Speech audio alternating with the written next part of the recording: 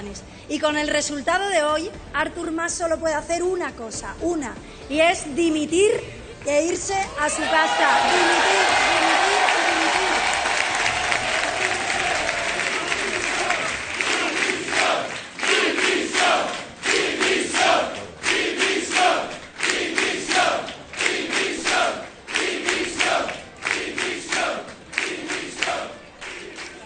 Y con estos resultados solo hay una opción, y son hacer unas nuevas elecciones en las que nos presentemos como partidos, con nuestros programas, como no han hecho ellos. Nosotros sí que lo hemos hecho en estas elecciones, pero pedimos unas nuevas elecciones, de verdad, unas nuevas elecciones autonómicas, unas nuevas elecciones en las que los catalanes elijan a partidos y a programas para gobernar el futuro de los 7,5 millones de los catalanes.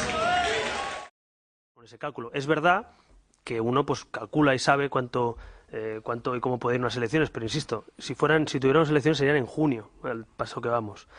6 meses en política española o 5 meses es una eternidad, y sobre todo con los acontecimientos por el camino. Pensar en elecciones sería un error. Y luego, finalmente, elecciones para España no dejaría de ser un fracaso colectivo y sobre todo un fracaso de la política, porque al final es decirle a los españoles: vosotros habéis votado, nos habéis mandado cambio y diálogo, y somos incapaces de cambiar y de dialogar. Entonces yo me niego a pensar que vamos a fracasar, y creo que España va a tener gobierno.